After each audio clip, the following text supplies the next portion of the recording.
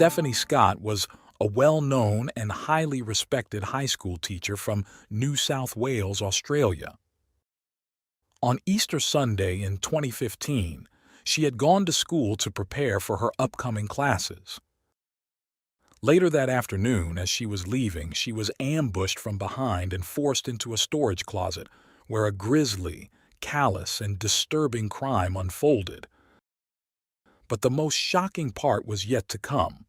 As police soon discovered, the crime hit much closer to home than anyone could have anticipated.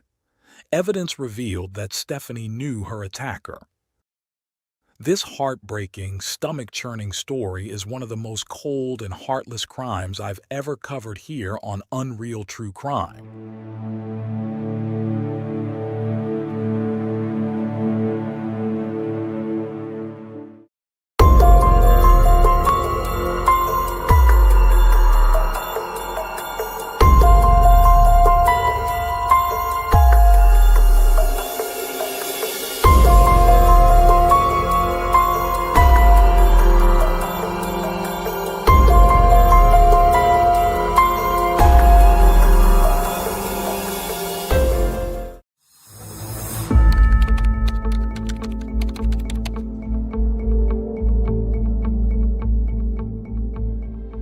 Stephanie Scott was born on October 14, 1988, in Sydney, Australia.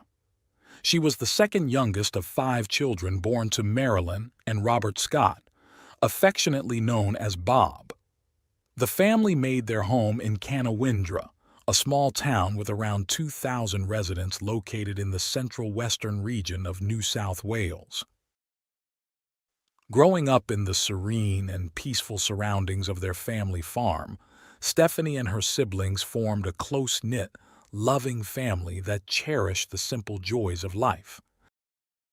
Stephanie was an extraordinary child raised in a healthy, joyful environment brimming with love. She was not only beautiful and intelligent, but also possessed a kind, gentle, and compassionate personality. Known for her sense of humor, Stephanie loved playing pranks. Her loved ones described her as noble, affectionate, and down-to-earth, always willing to lend a helping hand. Putting others before herself was a fundamental aspect of her character. With her infectious joy and radiant smile, Stephanie could brighten anyone's day. Even from a young age, she displayed wisdom beyond her years, listening without judgment and offering the best advice. Her empathy and ability to inspire were remarkable, and she despised cruelty, especially towards children and animals. As a teenager with a keen sense of fashion, she became a role model for her peers. After finishing primary school, Stephanie attended the high school where her father worked. It was there that she met Aaron Leeson Woolley, a charming classmate who shared her passion for football. They quickly became friends and both took part-time jobs at a local supermarket. Spending so much time together, Aaron became like a member of the Scott family. Upon graduating from high school, Stephanie chose to follow in her father's footsteps and pursue a career in education. Aaron supported her decision, even though it meant she would have to move to Wagga Wagga for university. The distance made them realize their true feelings for each other. In May 2010, during Aaron's 21st birthday party, their friendship blossomed into a romantic relationship. Despite the physical distance, they maintained their bond through frequent visits, shared holidays, and constant communication via phone and text. Their relationship grew stronger with each passing day, and everyone believed they were meant to be together.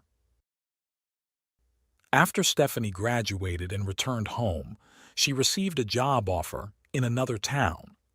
The couple moved to Leeton, a small agricultural town in New South Wales. Before they left, Marilyn, proud of her daughter's achievements, gifted Stephanie a graduation ring. Once settled in their new home, Stephanie began her career teaching English and drama at Leeton High School. She was incredibly happy because teaching was undoubtedly her true passion. Her dedication to each student was evident. She didn't just impart knowledge but also took a genuine interest in their feelings and thoughts. Stephanie became a mentor to many of them, her remarkable personality making her very popular among the students. She also earned the admiration and respect of her colleagues. Her ever-present smile reminded everyone that fulfilling one's vocation was a key to happiness. A joyous event took place on April 11, 2014. Stephanie and Aaron got engaged. They set their wedding date for exactly a year later. Stephanie poured her heart into planning their wedding, meticulously attending to every detail to ensure their guests would enjoy the day as much as she would. Aaron supported her every step of the way, even taking dance classes with her so their first dance as a married couple would be perfect. They also made reservations for their honeymoon in Fiji, convinced it was the most romantic destination for any couple in love. They never imagined their plans would be tragically cut short. On March 2, 2015, a new employee joined the company contracted to clean the school where Stephanie worked. His name was Vincent Stanford, a 24-year-old born on December 21, 1990, in Tasmania. Vincent had an identical twin named Marcus. When the twins were 3, the family moved to the Netherlands. His father eventually returned to Australia and lost contact with them, leaving his mother to raise the children alone. Vincent's childhood was typical, but as he grew, he became increasingly withdrawn and had severe difficulties socializing. His behavior problems at school escalated, earning him the nickname Psycho due to his violent outbursts. According to later reports, Vincent began having homicidal thoughts around the age of 7 or 8. At 12, he attacked his teacher, attempting to strangle her. As a result, he was expelled and sent to a behavior school for socially maladjusted children. Later, he was admitted to a psychiatric center for teenagers, where he was diagnosed with autism and oppositional defiant disorder. This diagnosis indicated his challenges in forming friendships and relationships. After his release, Vincent tried to enroll in university and join the military, but both attempts were unsuccessful. In 2013, he returned to Australia with his mother and siblings. Vincent appeared quiet and reserved, with his distinct Dutch accent, and had no friends or social contacts. He found the company of others stressful and cycled through various jobs before being hired by the cleaning company servicing Stephanie's school. Vincent's troubling behavior soon resurfaced. Unbeknownst to anyone, he began watching female students during lunch and secretly in the bathrooms.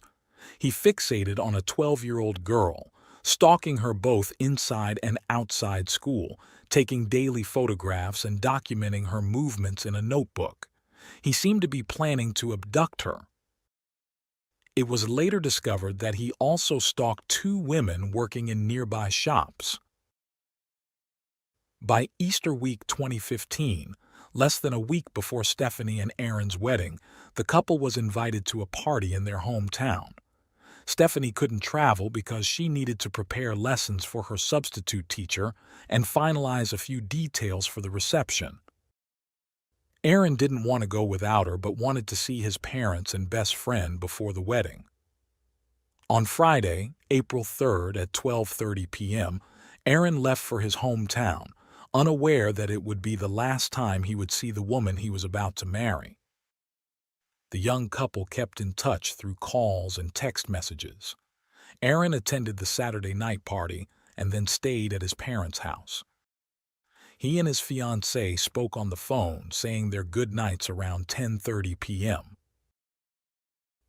On the morning of Sunday, April 5, 2015, Stephanie left her home to go to the school. While on her way, she sent a text to Aaron detailing her plans for the day. Around 11 a.m., she parked her red Mazda 3 next to the school. Then, she walked a few blocks to pick up the school keys from a colleague who lived nearby. Her coworker accompanied her back to the school and watched as she entered and locked the front door behind her. She went up to the second floor to the English teacher's lounge, where she sat down to work on her computer. Unexpectedly, Vincent was also in the building. Hearing noises, he passed by the lounge and saw Stephanie for the first time. Despite working there for over a month, he had never met her and had no idea she would be there. As he later confessed, upon seeing her, he felt an overwhelming urge to take her life. Vincent went home to retrieve what he called his assault kit, which consisted of a bottle of lubricant erectile dysfunction pills, several condoms, and some flexible handcuffs. It took him about 10 minutes to go and return. Upon arriving back at the school, he stayed downstairs, waiting for Stephanie to come out. Around 1 p.m., Stephanie sent an email to the bus driver who would transport the wedding guests from the ceremony to the reception hall, confirming that she had made the final payment to secure the service. An hour later, she finished her work, turned off her laptop, and packed up to leave. She retraced her steps back to the main entrance, walking down the corridor towards the large metal gate. Almost there, she encountered Vincent. She smiled and wished him a happy Easter. As she was taking her keys out of her bag, Vincent grabbed her from behind and covered her mouth with his hand. Terrified, the 26-year-old tried to scream for help and kicked and scratched, trying to escape. But he overpowered her and dragged her down the hallway into a dark photo development room. Once inside, Stephanie tried to flee, but Vincent violently pushed her to the floor. He used his left arm to pin her down by her throat and began savagely punching her face with his right fist for almost a minute, repeatedly, until she was unconscious. He then put on a condom and sexually assaulted her. Afterward, he took out a knife and inflicted several severe wounds to her neck. Once he was sure Stephanie was no longer breathing, he left the knife on the floor and went home to eat lunch. At home, he made himself a cheese sandwich and drank some coffee. Later, he returned to the school to clean the scene. Vincent washed the knife in the maintenance room and collected the items that had fallen from Stephanie in the hallway, including her car keys. He then moved her Mazda to the other side of the school. Returning to Stephanie, he placed yellow adhesive tape around her neck to contain the bleeding. Vincent placed a plastic sheet in the trunk of the car and put Stephanie's body on top. He closed the vehicle and re-entered the building, where he used a high-pressure cleaner to wash the crime scene. By then, it was past 3 p.m. Vincent left the school and drove Stephanie's car to his home, parking it behind a large shed in his backyard. He then walked back to the school to retrieve his white Toyota Hilux. Upon arrival, Vincent removed the floorboards from the darkroom, which were soaked with the young woman's bodily fluids. He loaded the wooden planks into his vehicle and returned home. Meanwhile, Aaron tried calling his fiancée, but she didn't answer. He found it odd but thought she might be deeply focused on her work or that her phone was on silent or out of battery. Before leaving his parents' house, he sent a text to confirm if they would go out for dinner when he got back, but received no reply. By around 7:30 p.m., Aaron arrived at the home they shared, surprised to find neither Stephanie nor her car there. His concern grew when she still hadn't responded to his messages. He decided to drive around town to look for her, checking at the high school, friends' houses, and the main street, but saw no sign of her car. Although increasingly worried, he thought pre-wedding nerves might have driven her to stay elsewhere for the night, so he returned home and tried to sleep. In the early hours of Monday, April 6th, Aaron woke up frequently at every noise, hoping Stephanie had returned. Meanwhile, Vincent had driven Stephanie's car, with her body in the trunk, to Cocopara National Park. Once there, he placed her on the ground, removed her clothes, and covered her with branches. He then doused her with gasoline and set her on fire. Vincent gathered the removed clothes, the car's sun visor, and the plastic sheet used to cover the trunk, and placed them in a bag. Before leaving, he picked up the gasoline canister. Vincent returned home, left the items in the shed, changed his clothes, and abandoned Stephanie's car near an irrigation canal. After 7:30 a.m., he drove around town, disposing of Stephanie's belongings in various trash bins along the main street and near a sports complex. However, he kept her driver's license and engagement and graduation rings. Meanwhile, Aaron had risen early to send another message to his girlfriend but received no response. He started calling friends and the Scott family, but no one had heard from Stephanie. By then, Aaron was convinced something was wrong and went to the police station to report his fiancée missing. The news caused a stir in the peaceful community, which quickly mobilized to search for her. The police immediately launched an operation and triangulated Stephanie's cell phone, but it was either turned off or not functioning. Checking her bank accounts revealed the last transaction occurred on Easter Saturday, and there were no recent social media posts or interactions. When detectives interviewed Stephanie's family, they were seriously concerned and made it clear she wouldn't disappear voluntarily, convinced something terrible had happened. At 8 a.m. on April 7, 2015, the police requested information via social media and the press. The case quickly garnered extensive coverage. A distraught Aaron appeared on television, pleading for his fiancée to call him. Detectives visited the high school searching for clues and inspected Stephanie's classroom. They checked the alarm system to confirm the time she had deactivated and reactivated it, establishing the duration she had been on the premises. Forensic services and a canine unit also arrived to search for evidence not immediately visible. By late Tuesday afternoon, a large group of Stephanie's family and friends gathered, desperate to enter the school, fearing she might be held captive on the grounds. The police convinced them not to force entry. It was then that a neighbor mentioned seeing Vincent, the school cleaner, working on Easter Sunday with his vehicle parked at the institution. Officers went to his house and, when questioned, Vincent admitted being at the school briefly to take out the trash. He denied knowing or seeing Stephanie there and wished them luck in their search, a comment that aroused suspicion in the detectives. The next day, April 8th, they decided to question him again. Since Vincent wasn't home, the police asked his mother to tell her son to contact them. Vincent had gone to the post office to mail a package containing Stephanie's rings and license to his brother. He then texted his brother to ask him to keep the package safe. By around 11 a.m., Vincent arrived at the police station and gave a statement to the detectives. He claimed he had been cleaning the school all weekend and hadn't seen anyone else there, except for some skateboarders who were later identified and interviewed. He added that he went to a supermarket afterward to buy food. This detail caught the officers' attention since they knew the name store was closed on Sundays. They contacted the store manager, who confirmed they were closed for Easter. An hour later, a special task force was activated to investigate the suspicious disappearance of the teacher. The team was composed of specialized agents and was implemented when cases became complex in Australia.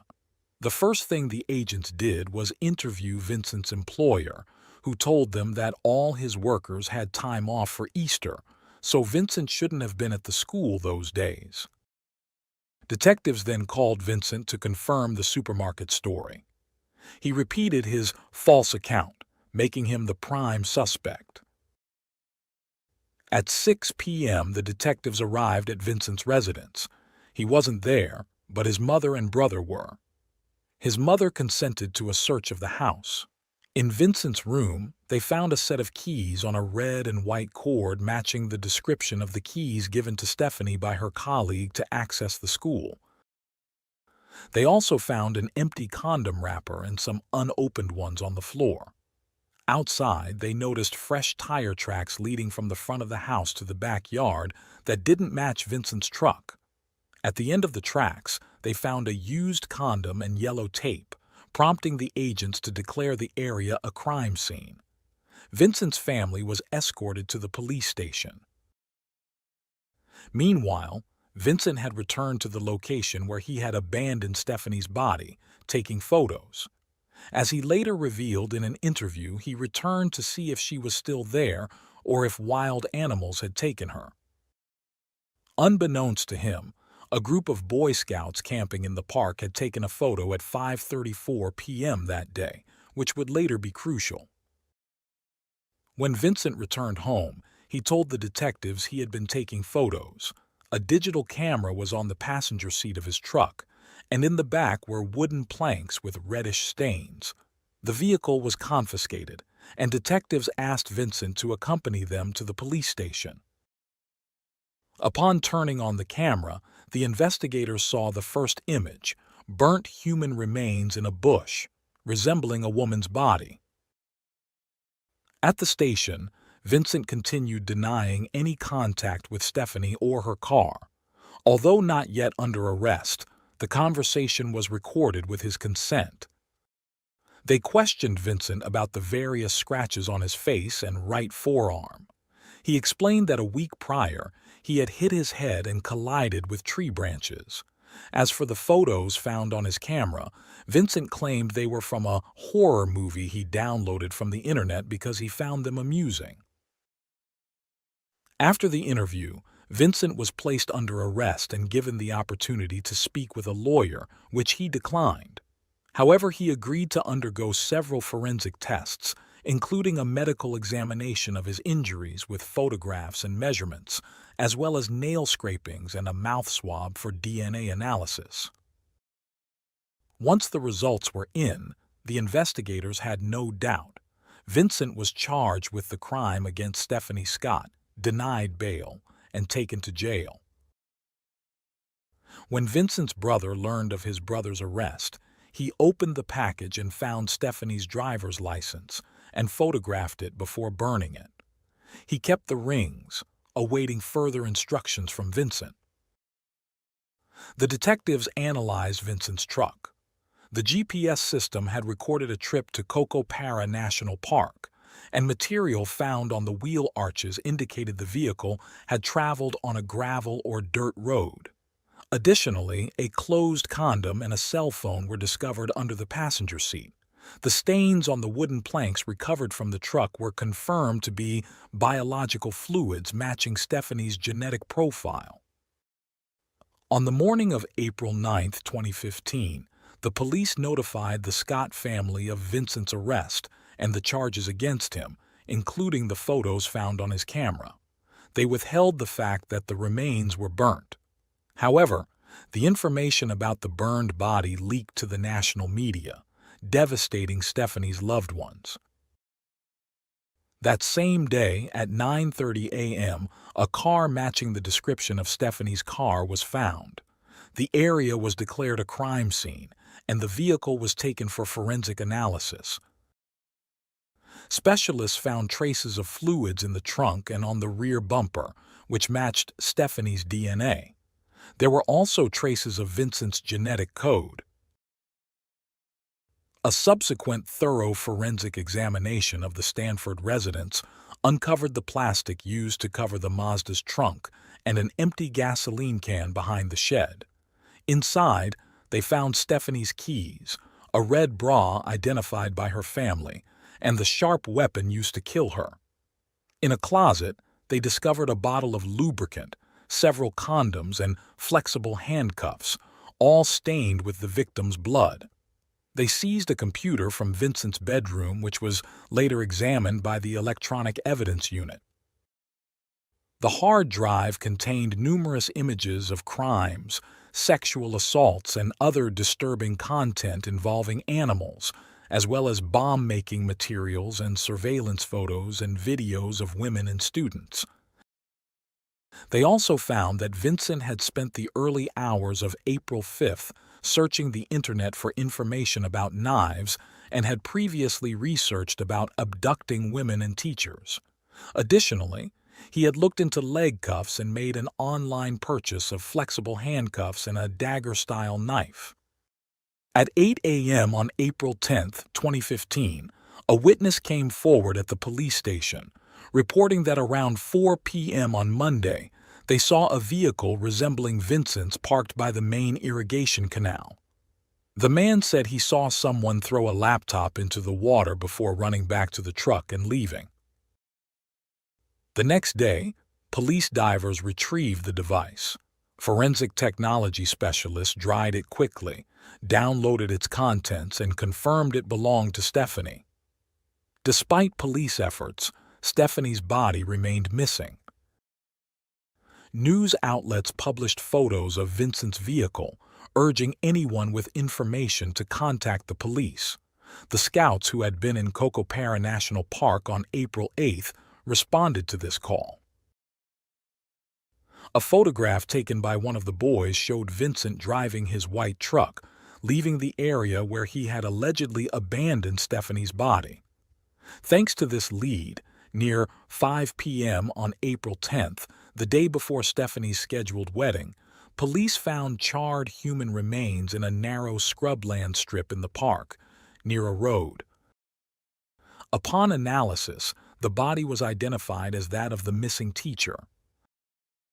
On what should have been Stephanie and Aaron's wedding day, April 11, 2015, Vincent requested to speak with the lead investigator. Vincent finally confessed to the crime, stating that he had gone a bit crazy and felt an overwhelming urge to take Stephanie's life. He admitted to hitting her about 40 times but offered no reason or emotion behind his actions, suggesting his mental problems had resurfaced. When asked why he had a knife with him, Vincent explained that he kept it in the cleaning room as a tool he had previously used to open something. On April 13, 2015, an autopsy revealed that Stephanie died from blunt force trauma to the head. She had hematomas on the right side of her face, a small laceration on her eyebrow, a fractured nose, and an eye injury consistent with severe impact. Additionally, there were 2 knife wounds on the right side of her neck, with the right internal jugular vein being severed, though no associated hemorrhage was found along the cut's path. On April 21st, Vincent was interviewed again to clarify the details of his confession and to locate Stephanie's rings. Vincent revealed that his brother Marcus had helped with the rings. The next day, after 1 p.m., Stephanie's funeral was held, attended by over 1,500 people, including family, friends, students, and community members. They gathered at the location where she was supposed to marry Aaron. Many wore black with a touch of yellow. Townspeople tied yellow ribbons to trees along the route to the funeral. Stephanie's family and friends shared beautiful tributes about her reflective nature and care for others. On May 9, 2015, Vincent called his twin brother Marcus, asking him to sell the rings. Marcus, in an act he later described as misguided loyalty, pawned them for $705 in Adelaide. In a subsequent phone call, Vincent instructed Marcus to buy a plane ticket to visit him in jail and give the rest of the money to their mother. Marcus followed these instructions and visited Vincent on May 20th. 2 days later, Marcus was interviewed by the police. He denied receiving any packages from his brother and had deleted their text messages. Due to the case's uproar, Marcus and his father decided to move to a different city, where Marcus started working on a flower farm. However, on June 9th, authorities visited Marcus's new home. During the search, they seized a camera, a pawn shop receipt, and his mobile phone. Marcus was arrested and taken to New South Wales, charged as an accessory to murder, and placed in the Unitary Correctional Facility. On August 5th, during questioning, Marcus stated he never understood why Vincent sent him Stephanie's belongings, expressing confusion and anger. 7 months later, on March 31, 2016, Marcus pleaded guilty. On July 19, 2016, it was Vincent's turn to appear before the same court, where he pled guilty to aggravated sexual assault and murder. Psychological evaluations revealed a pattern of social and interpersonal deficits, including an inability to experience emotions, extreme detachment, and indifference to others. It was clear that he harbored violent thoughts, which, when stressed, could reach an intolerable level. He scored high on scales of perversion and violence, though his psychopathy tendencies were low. According to the presented tests, Vincent told the forensic psychologist that being around people was stressful and unpleasant for him. He claimed the crime was not premeditated and that, while he did not enjoy committing it, doing so helped reduce his overall tension and overwhelming need to kill the young woman. A month later, on August 24, 2016, Marcus was sentenced to 15 months without parole for being an accessory to his brother after the crime. The judge described his actions as absolutely atrocious, shameful, and unforgivable, noting that, despite being driven by misguided loyalty to his brother, Marcus had abandoned morality and human decency in favor of a criminal's interests. Marcus's sentence was retroactive to his arrest, so he was released on September 9th of the same year. Despite nearly 60,000 people signing an online petition to appeal his sentence as insufficient, Marcus expressed regret for helping his brother and publicly apologized, assuring he no longer wanted anything to do with Vincent. He returned to his father's home, but they had to move due to local hostility. They relocated to a rural town in New South Wales, keeping a low profile. A month later, on October 10, 2016, court sessions resumed for Vincent's sentencing. Stephanie's mother took the stand to speak about the emotional impact of the crime. One of her most poignant statements was lamenting that her daughter spent her wedding day in a morgue, without vows or a wedding dance. The video of Vincent's police confession from April 2015 was then shown. As everyone listened in shock, Vincent sat with his head down. Finally, on October 12, 2016, the judge announced the sentence. In his verdict, the judge described Vincent's behavior as deeply disturbing, noting his fluctuations between despair and unmet expectations, leading to deep-seated hatred. He declared the case fell within the worst category and left no doubt about Vincent's guilt. Vincent Stanford was sentenced to 15 years without parole for aggravated sexual assault and life imprisonment for the murder of Stephanie Scott. Upon the verdict's announcement, the public showed support. Just 2 weeks after Vincent's sentencing, another tragedy struck the Scott family. On October 31, 2016, while chopping trees, Bob lost his life when a trunk fell on him at the family farm. In 2018, the Scott family initiated legal action against the New South Wales Department of Education and the cleaning company that employed Vincent, citing ongoing nervous shock, a legal term for permanent psychiatric distress following a relative's death. In June 2020, both parties reached an out-of-court settlement with details kept confidential, and the Scotts received compensation. Aaron managed to rebuild his life. 5 years after the tragedy, on July 7, 2020, he announced his engagement on social media. He got married in December of that year and 2 years later welcomed a daughter named Sienna. Many consider Stephanie Scott's murder one of the most heinous crimes in recent Australian history. Such a cruel and inhuman act shook the entire country.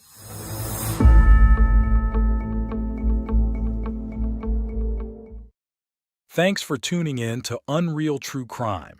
If you're intrigued by mysteries from around the world, check out our new channel, Latin Crimes, where we dive into the gripping true crime stories of Latin America.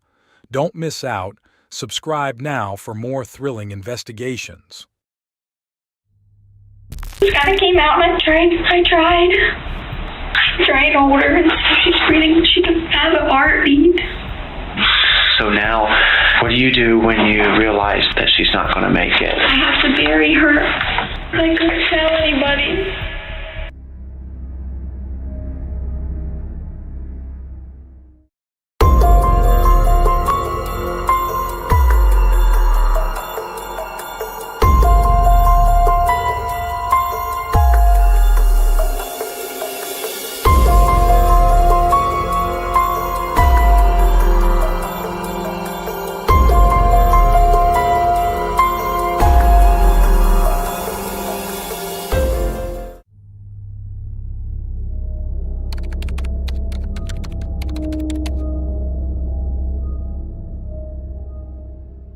Kim and Scott Richardson had a happy marriage, and their love and commitment brought their firstborn Skylar into the world on March 9, 1999. Later, they welcomed Jackson. Both children grew up in a peaceful environment. Weekends were family bonding times at home. Neighbors often saw them in their backyard, where Kim and Scott would grill food and work in the garden. Skylar and Jackson enjoyed playing with the family dogs, their laughter filling the air. Family celebrations, including birthdays, holidays, and graduations, took place around bonfires in the yard, which had witnessed countless joyful moments. It was a refuge of peace. No one could have imagined that in this backyard, amidst the Richardson family's happiness, an unutterable secret was buried. As Skylar grew older, weight and diet, issues that sometimes hide behind a seemingly perfect facade, played a central role in her life. These concerns became her obsession, leading to unexpected and painful situations. For Kim, the impact of these issues was undeniable. Her worry began in Skylar's early adolescence when her daughter already showed signs of eating disorders. At 12 years old, Skylar was obsessed with calories, refusing to buy gum because it added 5 calories to her diet. She attended high school in Ohio, excelling as a cheerleader. Being a cheerleader required her to be small and agile, traits she had, making her a perfect flyer. This role involved performing aerial stunts and holding complex poses for a few seconds before returning to the ground. However, the pressure to stay thin marked the beginning of Skylar's struggle with her weight. Her obsession with not gaining even a gram led to dangerous behaviors like induced vomiting, but when the cheerleading season ended, Skylar would binge eat. She then subjected herself to severe fasting periods. Discussing her weight was a taboo topic in the family, and Skylar's extremely reserved nature made addressing the issue difficult. The Richardsons sought professional help, including doctors, therapists, and nutritionists, but no intervention seemed to ease her suffering. Skylar was diagnosed with body dysmorphia, a disorder characterized by an obsession with perceived physical flaws. Amid her dissatisfaction with herself, she became increasingly reserved and kept numerous secrets, deeply worrying her parents. However, from the outside, everything seemed perfect at home. Skylar was seen as a beautiful and popular young woman during her high school years, excelling as a cheerleader and radiating vitality and joy in her school community. Her younger brother Jackson was on the football team at the same school, which contributed to the Richardson family's reputation as exemplary. In late July 2016, just before her senior year of high school, Skylar started a relationship with a friend's cousin, but it ended quickly. However, in January 2017, she found a new love, Brandon, a junior at her school. Skylar seemed happy and even appeared to be gaining weight, which gave her family hope. This change suggested that Skylar had her eating disorder under control. Her choice of a form-fitting dress for prom and her healthy appearance increased her parents' confidence in her well-being. In March, Skylar even went on a family vacation, wearing a two-piece bikini showing some curves. Skylar and Brandon's relationship seemed to be going well, and her mother's concerns led her to address a sensitive topic: pregnancy. Kim wanted Skylar to take measures to protect herself, so she took her to the gynecologist in April. At this point, Skylar was 18 years old, so she went into the exam room alone. What should have been a routine visit for a contraceptive prescription turned traumatic for Skylar. Her tears as she left the office indicated something troubling, but Kim assumed it was due to it being her first visit, which can be emotional and somewhat invasive for a reserved girl like her daughter. Little did her mother know that the cause of her tears was a shocking revelation. The doctor informed Skylar that she was pregnant, and not just newly pregnant. She was already 8 months along. Skylar desperately asked the doctor to keep this secret, as her parents couldn't know. 9 days after the gynecologist visit on May 5, 2017, Skylar attended prom with Brandon. Despite being in her advanced pregnancy, her form-fitting dress fit her surprisingly well. It's worth noting that she had tried on the same dress in February, and it fit the same 3 months later. Apparently, she hadn't gained any weight in those 90 days, which is highly unusual for someone so far along in pregnancy. Perhaps that's why no one noticed the secret that was about to change her life forever. Less than 48 hours after attending prom, nature took its course, and it was time for the baby to be born. In the early hours of May 7th, Skylar gave birth to a small baby girl in the bathroom of the Richardson home. The newborn, apparently lifeless, became a dark secret that Skylar feared her parents would discover. In a panic, she decided to bury the baby in the backyard of their home. No one knew about this incident. In the weeks that followed, Skylar continued her life, outwardly acting as if nothing had happened. She didn't tell anyone about the tragic event that haunted her. In July 2017, she visited her gynecologist again and asked for a contraceptive prescription. As expected, the doctor asked what had happened with her pregnancy. She replied that her baby had been stillborn and that she had buried the body in the backyard of her family's home. Unbeknownst to her, revealing this secret set justice in motion, the police received a concerning call from a doctor who reported that after a gynecology and obstetrics consultation, a patient had given birth at home and buried the baby in the backyard. This call triggered a series of events that shook the Richardson family to its core. Kim and Scott were taken aback when the police arrived at their door on July 14, 2017. It was a sunny summer day, and Skylar was at her grandmother's pool, enjoying happy moments with her boyfriend and cousins. She had no idea they were coming for her. The family was entirely unaware of the gravity of the situation when the police contacted them. According to Scott's later statements, the police assured them that they only wanted to talk to Skylar about something she might have witnessed and insisted she was not in any trouble. Trusting those words, Scott took his daughter to the police station without proper legal representation, an action he would later consider one of the biggest mistakes of his life. On that same July 14th, when Scott accompanied his daughter to the police station, he had no idea that she had been hiding such a dark secret. At the station, the officers asked him to wait outside since Skylar was an adult. Inside an interrogation room, a police officer read Skylar her rights and began pressuring her to reveal what had happened with her baby. So just kind of help me, walk through this. So what did you do? I guess, is your bedroom upstairs or bathroom upstairs? Okay, so you had to walk downstairs. I had to clean myself up a little. Are you carrying her? Yes. Did you go into the garage, or do you have an outdoor shed where you have a I shovel? have my garage. The family was about to face a crisis that would impact their lives in unimaginable ways.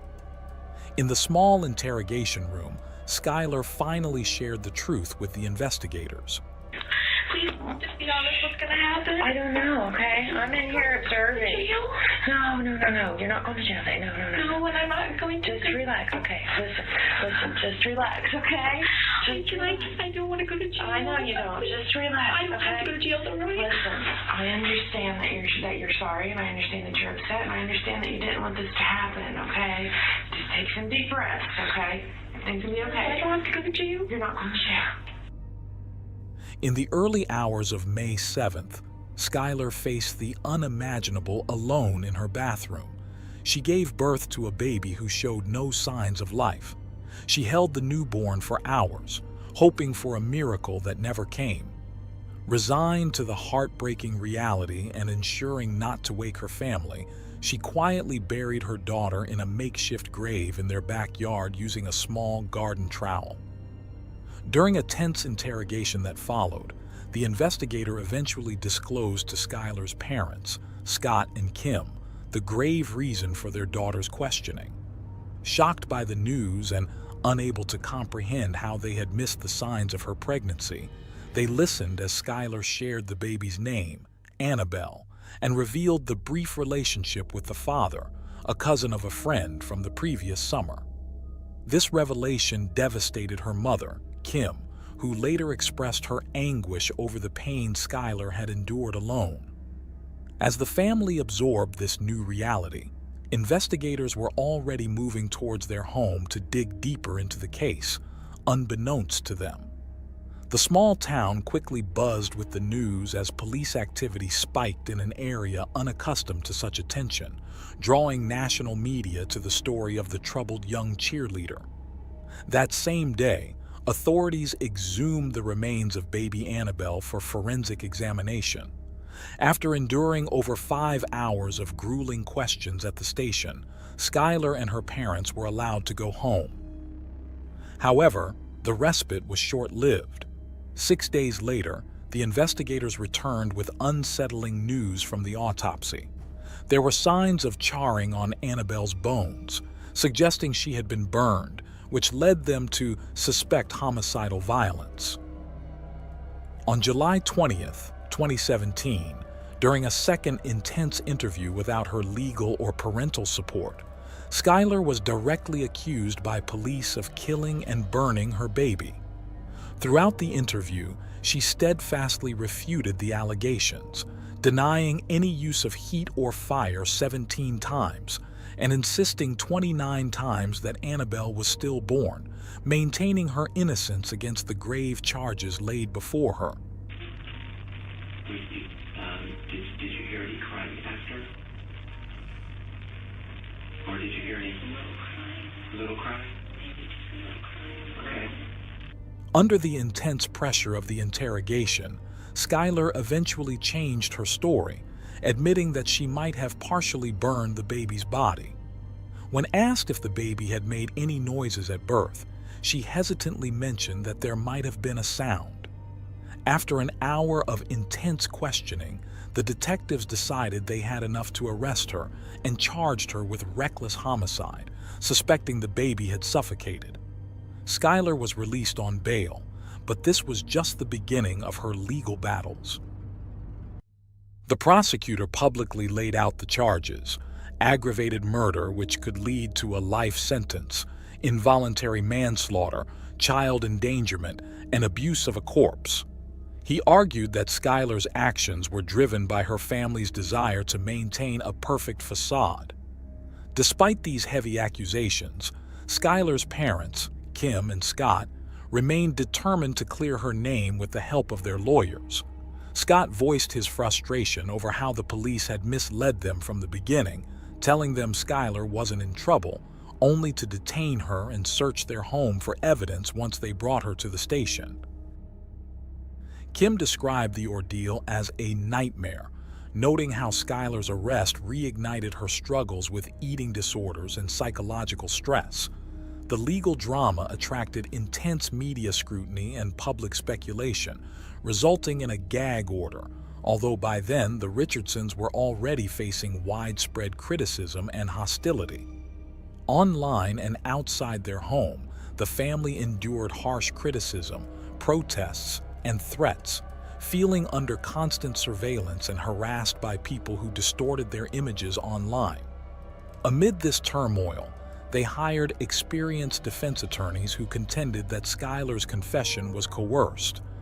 The case took a twist when the pathologist who initially reported charring on the baby's remains withdrew her statement, confirming there was no evidence of burning. Despite this new evidence, the prosecutor stood firm on the charges, insisting on the validity of Skylar's initial admissions during the interrogation. However, the defense succeeded in getting Skylar placed under house arrest. At home, surrounded by books and her dogs, she tried to find some peace under a pine tree where her parents had placed an angel ornament at the burial site of her baby, whom she called Angel. In a reflective interview, Scott explained that from Skylar's perspective, she was handling the sudden and tragic event the best she could, believing the baby was stillborn. He detailed how she tenderly placed the baby in the ground and marked the spot with a flower. As time passed, her dreams of attending the University of Cincinnati had to be put on hold. The uncertainty of her future weighed heavily on her and her family. However, the prosecution viewed this as her undergoing the justice process that was deemed necessary, aiming to seek justice for the baby. The case itself was fraught with tension and division.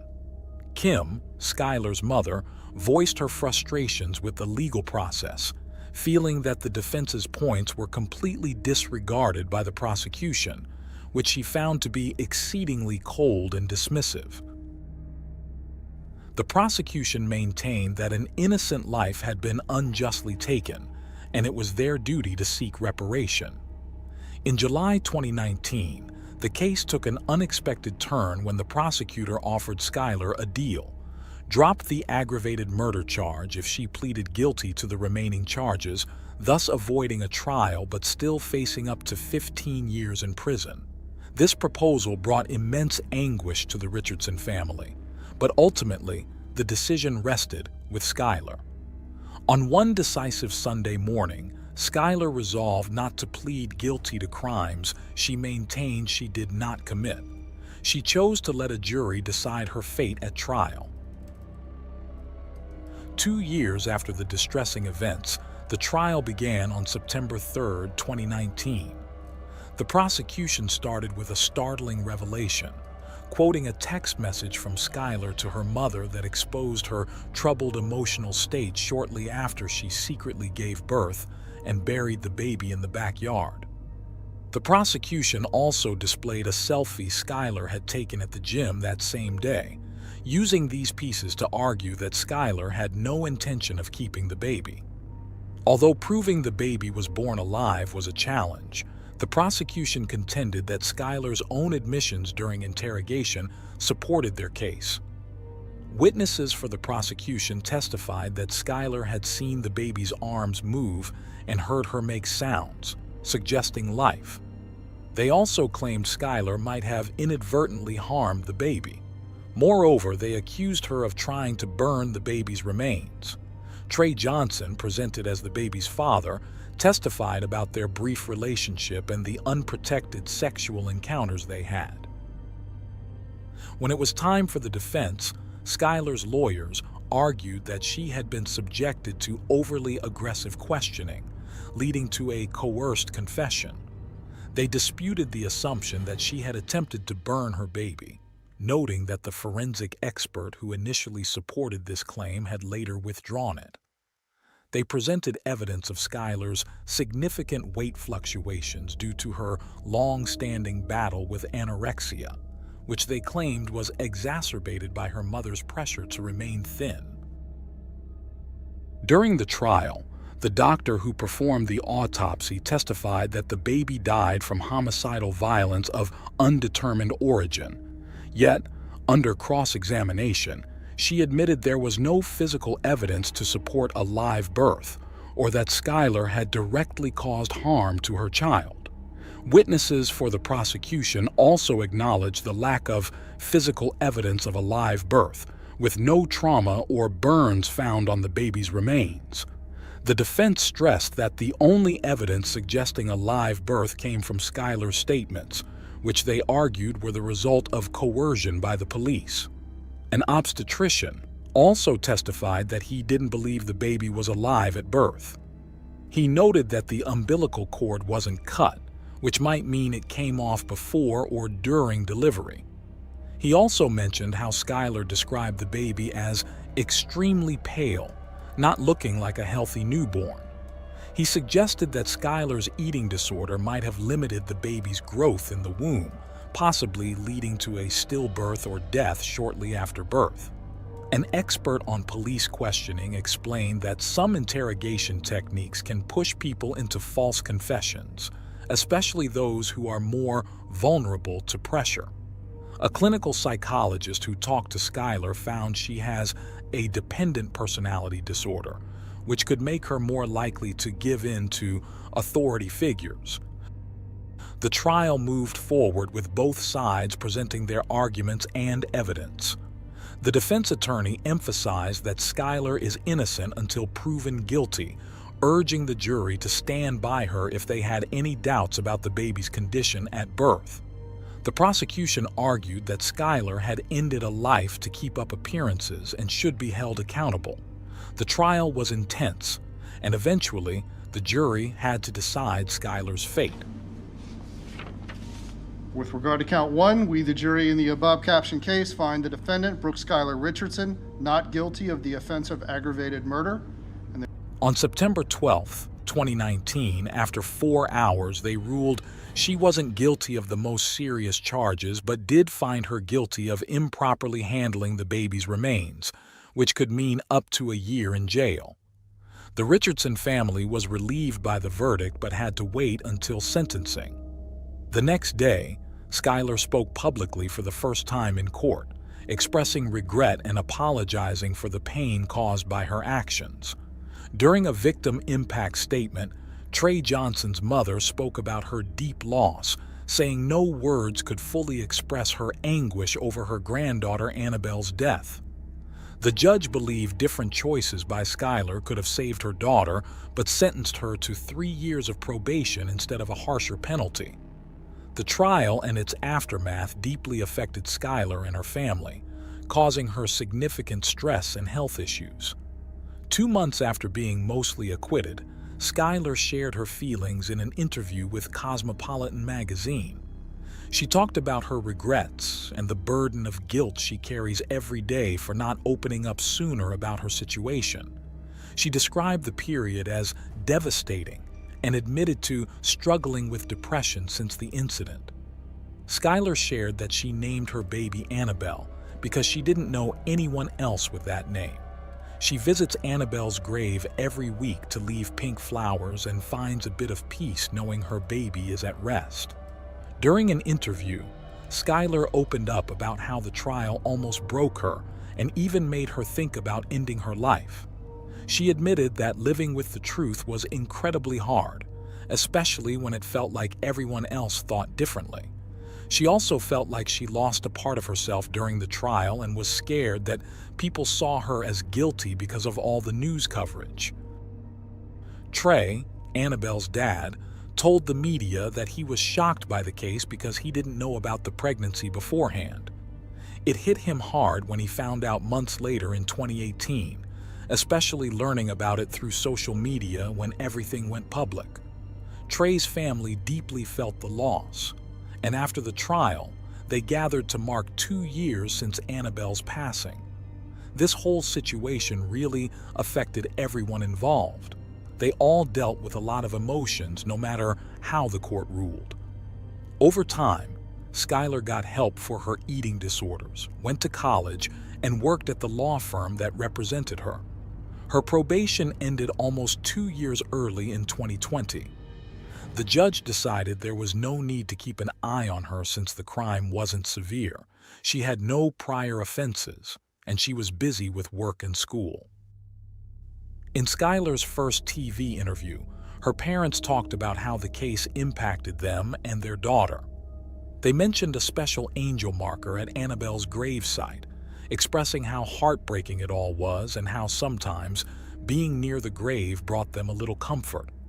They also revealed that Skylar was diagnosed with post-traumatic stress disorder, suffering from frequent panic attacks and nightmares that often kept her from sleeping in her own room. In 2022, Skylar's lawyers tried to seal the court records of her conviction to help her move on, arguing that the public didn't need to see them anymore. But the prosecutors disagreed, saying it would lessen how serious her actions were. The judge ultimately decided to restrict access to the records, siding with Skylar's need for privacy, which stirred up new debates.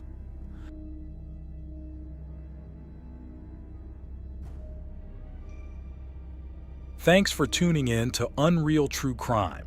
If you're intrigued by mysteries from around the world, check out our new channel, Latin Crimes, where we dive into the gripping true crime stories of Latin America.